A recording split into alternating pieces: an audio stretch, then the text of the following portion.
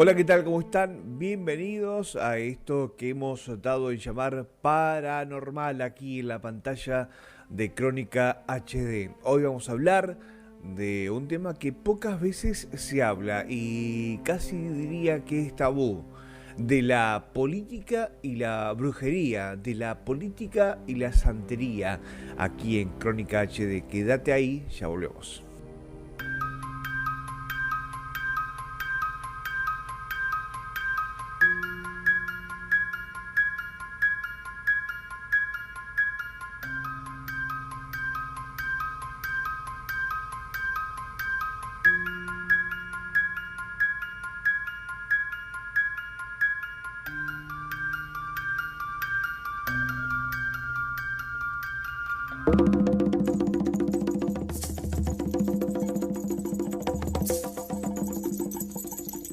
Para comenzar, vamos a ir de norte a sur. Vamos a comenzar en Cuba y de la tradición de Fidel Castro y de la conexión de Fidel Castro con la santería cubana proveniente desde África. Desde su primer discurso triunfal en La Habana en 1959, cuando una paloma se posó sobre el hombro de Fidel Castro, se forjó una relación de por vida del líder revolucionario con el sincretismo afrocubano. Ese supuesto vínculo con lo sobrenatural del comandante de la revolución es, especialmente dentro de la isla, uno de los factores que ha contribuido a alimentar la leyenda popular de Castro y también, aún muerto, una cuestión de tabú de la que pocos cubanos se aventuran a hablar. Si lo hace, aunque escuetamente, la etnóloga Natalia Bolívar, de 82 años, considerada la mayor autoridad del país en religiones afrocubanas y autora de la obra de referencia más completa que existe sobre este asunto, Los Orishas en Cuba. Y que me digan si Fidel era santero o palero, qué sé yo no lo sé. Si yo te puedo hablar de algo que no sé, yo no te voy a hablar de eso porque no lo sé. Hay muchas cosas que dicen, pero dicen. La paloma, pero yo creo que la paloma fue muy, no sé si fue preparado, porque eso es extraño. Admite, eso sí, que un país en el que la influencia de la religión afrocubana es patente, muchos estaban convencidos de que Fidel Castro era una suerte de elegido, una especie de mensajero entre la tierra y el cielo, tocado por Obatalá, el dios supremo de los orishas. Por eso a él le llaman el caballo porque es el uno, pero en la charada, ¿entiendes? Y el mayimbe, porque antes le decían, no, el mayimbe porque es el aura tiñosa, aquel. Fíjate tú, pues eso lo dice el pueblo, le ponía al pueblo. ¿Por qué? Porque el mayimbe, el aura tiñosa es el conecto en mayombe, en las reglas de palo del ser humano con Dios. Es quien lleva los mensajes a Dios. Casualidad o no, el simbolismo afrocubano ha perseguido a Fidel hasta el final, porque su entierro en Santiago de Cuba el próximo domingo 4 de diciembre coincide con el día de Santa Bárbara. Esa figura católica tiene en el panteón yoruba su equivalencia en Changó, el orisha guerrero, una deidad que destaca por su virilidad y a quien sus devotos se encomiendan para pedir protección ante necesidades inmediatas, económicas, asuntos de salud y problemas conyugales. Ahora las cenizas de Castro recorren Cuba en loor de multitudes hacia su destino final, la ciudad de Santiago, que además de ser la cuna de la revolución, tiene un importante porcentaje de población afrocubana. Y lo que me dicen a mí, que hay un intercambio de cabeza, de que Fidel Castro sabía que iba a morir. Claro. Y que básicamente cambia cabeza con Chávez y el que muere por en vez de Fidel Castro es Hugo Chávez. Todo persona. ¿Es eso, puede ser eso, sí, verdad? Cómo no. Todo presidente que se ha acercado a Fidel Castro, ¿dónde está? Ha muerto. Desde y eso, hay algunas personas que creen en la religión que atribuyen la longevidad de Fidel Castro a los cambios de cabeza Sí, que ha hecho en más de una sí, ocasión. sí, y que el cambio más grande que hace para poder sobrevivir y estar como está ahora es el de Hugo Chávez. Hugo Chávez muere para que Fidel Castro pueda vivir. Fue el tonto útil que le dio vida a Fidel Castro. ¿Y eso en la religión se puede hacer? Hay que tener muchos y extremos conocimientos. A mí me han dicho que Fidel Castro en la década de los 70 lo hizo en África. En una fotografía que él sale vestido de blanco. Fue a donde África, no es ni tan siquiera en Nigeria, creo que es en Kenia, donde se le viste de blanco, fíjate. Hay un misticismo con respecto a que se hizo santo, que no se le hicieron ceremonia. Yo tengo personas que estaban ahí que me dicen que hubo hasta sacrificios humanos.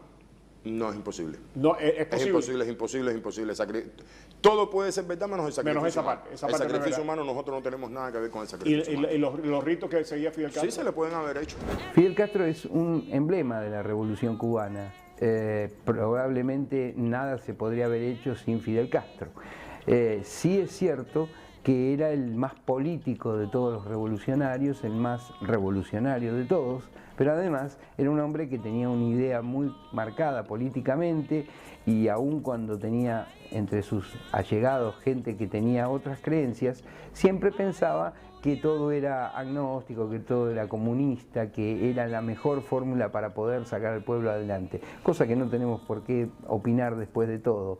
Lo que sí es cierto, o al menos ha resultado cierto, del cual una versión me he enterado incluso en un viaje a Cuba que he hecho, es que se dice que Fidel Castro solía tener conversaciones con una chamana que le daba hasta ciertas pócimas de raíces y demás para que su vida pudiese extenderse lo más posible. Nadie lo ha podido comprobar y sería difícil ir y preguntarle a Raúl Castro si esto era cierto o no. Lo muy probable es que sí puede haber pasado que haya sido el Che Guevara quien haya acercado esa chamana a Fidel Castro, según la teoría de quienes cuentan cosas que no se pueden hablar mucho en Cuba. Lo cierto y lo concreto es que no sería nada extraño que como otros, como Evo Morales o como políticos como el uruguayo Mujica, tengan un contacto con situaciones que no parecen tener que ver con sus ideologías políticas y demás. O sea, que un chamán asesore a un revolucionario cubano no parecería lo más real. Sin embargo, creencias son creencias y a Fidel no hay que dejarlo fuera de este contexto porque es probable también. Y si hablamos de Fidel Castro, hablamos de Hugo Chávez. Hugo Chávez fue acompañado durante todos sus gobiernos por santeros cubanos. A menos eso es lo que dicen santeros que todavía hoy tienen vida. ¿Cómo fue tu participación de primera mano, en exclusiva, con relación al momento en que se hace santo Hugo Chávez? Mira, la participación fue sencilla, Tony. Hugo Chávez da el golpe de Estado en el 92. Él cae preso, lo meten preso en Venezuela, pero quien ocupa la presidencia de Venezuela era Rafael Caldera. Rafael Caldera era el padrino de bautizo de Hugo Chávez. De una manera u otra, Chávez va a parar a La Habana en el año 1993. ¿Y en el Habana Libre? En el Habana Libre conoce a un trabajador de la cocina de La Habana Libre, que le cocinó el famoso pollo cubano, pollo a la barbacoa. Y él quiso conocer a la persona que se lo cocinó. El que se lo cocinó es un santero, y vino y se puso a hablar con él. ¿Papito? No, le dicen Apito. Un señor que es Apito, que es hasta gago. Este señor empezaron a hablar pasaron de la conversación de la receta de cocina a cosas espirituales. Hicieron como una pequeña misa espiritual en el restaurante. Y ya teníamos entendido que Chávez es adicto. Le gustaba mucho el espiritismo. Le gusta el tema espiritual. El tema de las misas espirituales le gustaba mucho y de la persona entrar en trance con el espiritismo, porque en Venezuela eso es muy normal. En las montañas del Sorte, donde se adora la manera de ellos del espiritismo, a la Virgen de Lionza, al Negro Francisco, muchas cosas que hacen ellos al estilo de ellos, de lo que es el espiritismo para nosotros los cubanos, que todos los cubanos lo conocemos. Y de ahí, a mí me invitan, vamos a hacer una ceremonia en venezolano, que era desconocida a nivel mundial. Acuérdate que las informaciones a Cuba llegan muy pequeñitas. ¿Te invitan a ti? Nos invitaron a un grupo de santeros a participar en la ceremonia de iniciación de un venezolano. Llegamos y trabajamos en la ceremonia. ¿En Venezuela? No, en Cuba, en La Habana, en Cojímar, en la zona de Cojímar. Participamos todos en la ceremonia. Participamos todos en la ceremonia. Años después es que yo saqué en cuenta que aquel venezolano con la marquita en la cara era el que después era presidente de Venezuela. ¿A ustedes nunca le dijeron que era...? No, un venezolano. Mira, Tony, cuando tú vas a las ceremonias de cualquier persona, a ti no te importa ni el nombre del que se lo está haciendo. Todavía yo he trabajado en 50.000 ceremonias de personas que no sé ni el nombre prácticamente de la persona. ¿A ustedes les pagan por la ceremonia? Sí, nos pagan por la ceremonia. ¿Cuánto te pagaron en aquella ceremonia? En aquella ceremonia nos pagaron en dólares bastante bien. Acuérdate que estamos hablando de Cuba, año 1993, donde el periodo especial estaba acabando. No tanto como $1.000, bastante bien en $30. ¿$30? Sí, pero acuérdate que un dólar en Cuba era 121 pesos cubanos en esos momentos. Es decir, que nos pagaron bastante bien. Cuando tú caes en cuenta que ese hombre de la verruguita, de la marquita, como tú le dices, era Chávez, tú dices, wow, me pagaron bien poco. Participé en la ceremonia de un presidente. Sin darme cuenta, participé en la salvación en esos momentos de la vida de un presidente. Que después, desgraciadamente, mira, Hugo Chávez, para nosotros los practicantes de nuestra religión, Hugo Chávez es el categórico ejemplo de una persona que tuvo el mundo en sus manos y por una mala vinculación con ciertos religiosos, por una mala guía religiosa, ha llevado a todo un país a un desastre muy grande. Hugo Chávez pudo haber seguido llevando a Venezuela a un buen camino, porque su signo que es... Lo único que no te puedo decir es cuál es el signo de él, porque ya estamos entrando en violación de la privacidad de la persona. Pero sí, estamos claros que él hizo Changó. Sí, él tiene su Changó. Hugo Chávez tiene su Changó. Por eso su devoción al rojo. Una de las cosas es que el color rojo representa para muchas personas en la política el comunismo, y otra que es el color de Changó. El color rojo dentro de nuestra religión representa fuerza, representa jerarquía de machismo. Acuérdate que esta es una religión que el rey de nuestra religión es Changó, que su color preferido es el rojo. Ahora, cuando él le entra de a lleno al tema de la brujería, comete un error garrafal, que es violar, abrir la tumba de un líder, de un estratega militar. Del prócer Simón Bolívar, del prócer. El libertador de América. Mira, es harto conocido que nosotros trabajamos con los muertos. Eso no es secreto para nadie. Si te digo ahora en estos momentos, no, eso nosotros lo hacemos, te estoy mintiendo, porque cualquier televidente puede entrar en internet y ver los videos que hay en internet de las cosas que hacemos nosotros. ¿Qué pasa? Cuando tú vas a trabajar con un espíritu, tú nunca puedes, es lo más ilógico, la locura más grande del mundo es ir a desenterrar a Simón Bolívar, porque en primer lugar Simón Bolívar representa dentro del grado espiritual un espíritu de un nivel espiritual demasiado alto. Además, de los espíritus que masón. no se molestan. No seas masón o sea lo que sea. Yo conozco personas que dentro de nuestra religión, yo conozco muchos masones de altos grados, de grado 33 dentro de la masonería. ¿Tú me entiendes? Que son también, no tiene nada que ver el problema de que practican la religión, que practican la santería, o son babalaos o paleros, lo que sea. El hecho de que seas masón no tiene nada que ver. El hecho es qué hizo Simón Bolívar por la causa de América Latina en vida. Es un espíritu con una elevación tan alta en el cuadro espiritual que usted no lo puede ir a molestar de esa manera. Y mucho menos una mente tan baja como la de Chávez. ¿Qué sucede? ¿No? Que desde estamos mi claro punto de vista, estamos claros que la mente de Chávez es una persona totalmente desequilibrada, en el sentido de que yo considero que Chávez se cree que es la reencarnación de Simón Bolívar. ¿Y qué fue a hacer? Pues a sacar los huesos de este hombre. Vaya usted a saber qué hicieron ellos con el esqueleto, con los restos de Simón Bolívar, que mira lo que ha sucedido después. No bueno, solamente de hecho, él. casi todos los que participaron están muertos o están muriéndose. De las 9 personas que tuvieron que firmar papeles para hacer eso, 7 han muerto ya.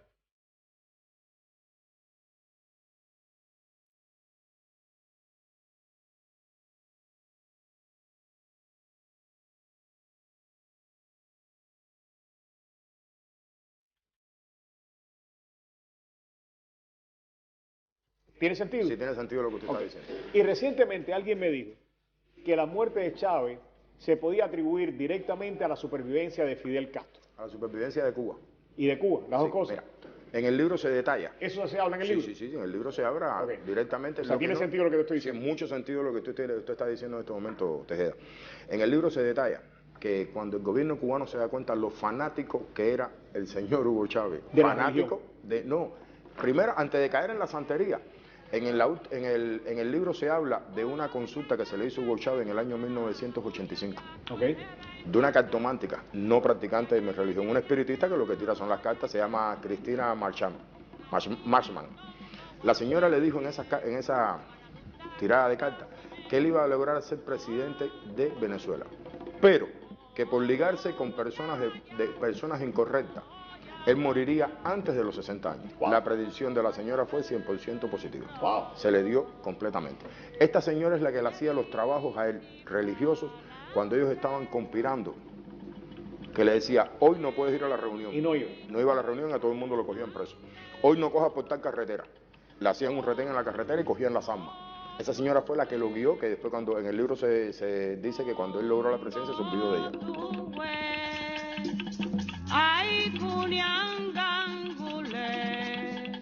Háblame de la supervivencia de Fidel Castro a base de la muerte. Ahí es donde viene. Ajá. No de la muerte, de la vida de Hugo Chávez primero. ¿Qué hizo Fidel Castro inteligentemente? Hugo Chávez fue el tonto útil que apareció en Cuba cuando Cuba estaba en el pleno periodo especial, crisis total. Apareció el quinto país exportador de petróleo del mundo. El rey mago. Un fanático religioso, en el libro se ve que es un fanático religioso, y que hizo Fidel Castro inteligentemente, lo rodeó de babalaos. Pero de una cantidad que tienen que leer el libro, está cómico eso. Las comisarías de policía, las gobernaciones de todos los estados de Venezuela, en todas las posiciones importantes de Venezuela, el TSJ, o sea que la Asamblea. Ser babalao llegó a hacer una carrera en Cuba. Una carrera dentro de Venezuela. Le convirtió a Hugo Chávez un séquito de babalaos, que los tipos eran informantes para el gobierno cubano, eran espías del gobierno cubano. ¿Por qué Chávez muere por una brujería? No por una brujería, Chávez muere por la locura yo, Carlos Valdés, creo que va directamente ligado a haber desenterrado los restos de Simón Bolívar. Nicolás Maduro dice que Hugo Chávez se comunica desde el más allá con él. Yo entré a una capilla chiquitica como a las 8 de la mañana, 8:30, y de repente entró un pajarito chiquitico y me dio 3 vueltas aquí arriba. Se paró de una viga de madera aquí y empezó a silbar. Un silbido ahí, bonito. Entonces yo me le quedé viendo y también le silbé, pues. Si tú silbas, yo silbo, entonces silbé. Pajarito me vio raro, ¿no? Silbó un ratico, me dio una vuelta y se fue. Y yo sentí el espíritu de él.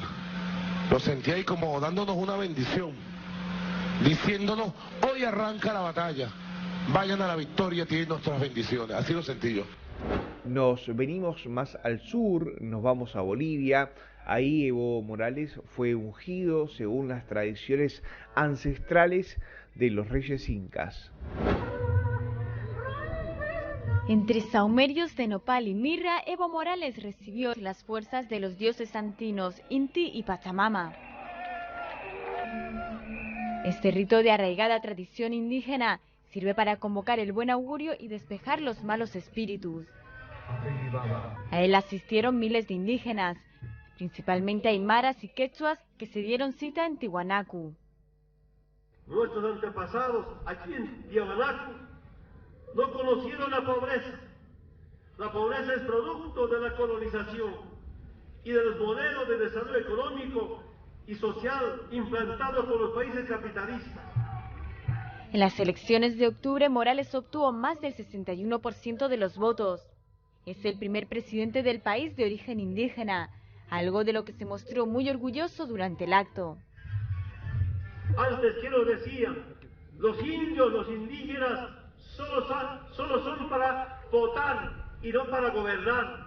Y en este tiempo, los indígenas, los sindicalistas, hemos demostrado que también sabemos gobernar mejor que ellos. La política y el misterio, la paranormalidad tiene todo un poco que ver, quizás porque si uno relaciona los poderes que tiene un político, a veces se relacionan, tienen que ver también con aquello de alcanzar lo imposible, y lo imposible a veces se trata de alcanzar por medios normales, por medios físicos, reales, y a veces cuando no se puede de esa manera se busca otra alternativa, chamanes, amuletos, rezos, participaciones en actos especiales.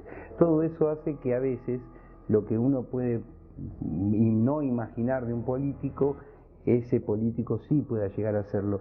A mí me da la sensación que a veces cuando lo real, lo tangible no lo logran conseguir, comienzan a incursionar en creencias, en tocar cosas que no sabemos qué resultados van a dar, o si van a dar buenos o malos resultados, o si las fuerzas van a ser peores o mejores. Sí queda claro que muchos políticos, hasta los más serios y probos, terminan entrando en ese juego o en esa posibilidad, que a veces tendrán sus resultados positivos y otros no, pero que sí existen, es absolutamente real. Y ahora vamos a hablar de los Estados Unidos. En ese país hay una larga fila de expresidentes que transitan como fantasmas la Casa Blanca. La Casa Blanca. Sin lugar a dudas, uno de los edificios más famosos del planeta. Sin embargo, muy pocos saben que desde que fuera construida, sus muros no solo han albergado intrigas políticas y crisis internacionales, sino también historias de misterio.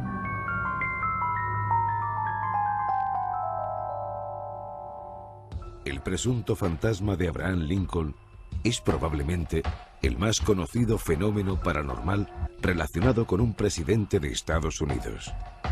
Asesinado en 1865, han sido muchos quienes desde entonces afirman haberle visto dentro y fuera de la Casa Blanca. No solo los habitantes y funcionarios de la casa han sido testigos de la presencia de la enjuta figura del presidente, sino importantes huéspedes de honor alojados en la mansión presidencial. La precognición que Lincoln tuvo a través de un sueño sobre su propia muerte prematura está bien documentada. Lincoln tuvo, 10 días antes de su muerte, la ocasión de ver en sueños su propio velatorio en la Casa Blanca e incluso conocer que habría de ser asesinado. Kennedy también recibió advertencias paranormales sobre su propia muerte. La vidente Jane Dixon informó al presidente de que ella preveía su asesinato si viajaba a los estados del sur. Las tradiciones de la Casa Blanca cuentan que en estas y otras ocasiones trágicas para la nación, el fantasma de un gato negro ha sido visto en los sótanos del edificio a modo de funesto presagio. El primer presidente de los Estados Unidos, George Washington, tuvo también una visión profética sobre el destino de su país. Una visión a través de la cual predijo, con casi un siglo de antelación, la guerra civil que asolaría la nación que acababa de ayudar a crear. Hillary Clinton contaba entre sus amigos a una médium y parapsicóloga llamada Jean Houston. En 1995, durante una sesión de espiritismo en el solarium de la Casa Blanca, Hillary se sumió en un profundo trance y por su boca hablaron presuntamente los espíritus de Eleanor Roosevelt y Mahatma Gandhi. Esto ha sido tan solo una muestra de las muchas historias extrañas y desconcertantes que circulan sobre la Casa Blanca, un edificio en el que el misterio está mucho más presente de lo que nunca pudiéramos imaginar. Probablemente la muerte de Abraham Lincoln, el verdadero padre de la patria de los Estados Unidos de Norteamérica, podría relacionarse con que su espíritu es muy probable que se haya quedado dando vueltas por la Casa Blanca, por el Capitolio, por todos los lugares donde habita el poder en Estados Unidos. ¿Por qué? Porque su muerte trágica, inesperada y además violenta genera esa idea de que el espíritu de la persona, el alma de la persona, se va a quedar ahí para comprobar que las cosas no cambien o se mantengan dentro del status quo que él hubiese preferido. Por eso se dice que en la Casa Blanca el espíritu de Lincoln se ha visto en más de una oportunidad, incluso algún presidente ha llegado a verlo, como lo ha citado en alguna oportunidad el mismo Johnson, o incluso Barack Obama en alguna mañana cuando se levantó le pareció haberlo visto en el parque. Pero no es el único. También George Washington, otro héroe de los Estados Unidos, parece haber recorrido los pasillos del Capitolio en más de una oportunidad, y los vigiladores de la noche y los guardias de seguridad afirman que en más de una oportunidad alguien vestido con su atuendo de aquella época recorría los lugares y hasta abría puertas. Las realidades son difíciles de comprobar, sin embargo este tipo de casos suelen darse porque, convengamos una realidad, Estados Unidos creció, pero también ha hecho muchas cosas malas dentro de sus historias, y este tipo de héroes a veces parecen querer marcar que hay que recordar que lo que ellos quisieron hacer no siempre habrá sido lo que después se hizo.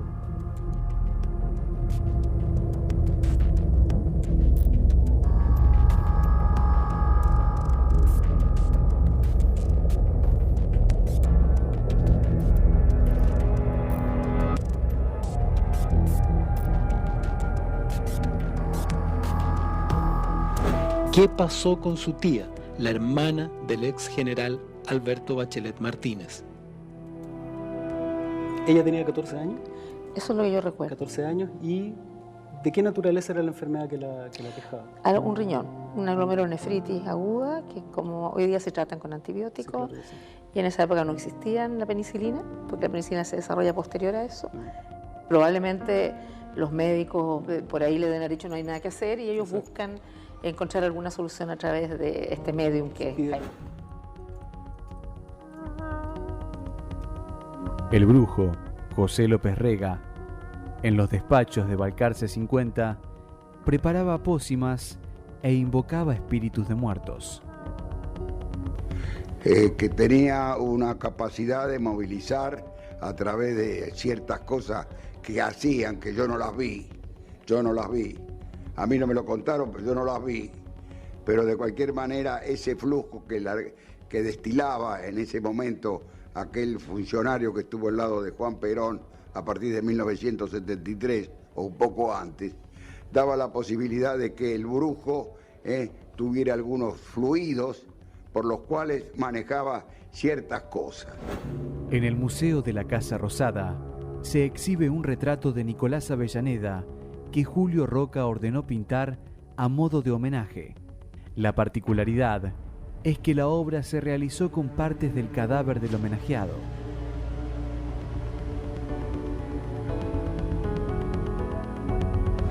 Recordarlo, ya todos los conocen, la figura de el vicepresidente ha adquirido un volumen y una demanda.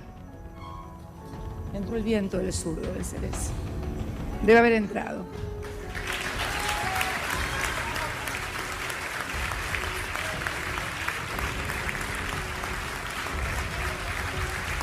¡Qué increíble! ¡Qué increíble! Mencioné el tema del vicepresidente y se abrió la puerta y entró viento del sur. Es increíble.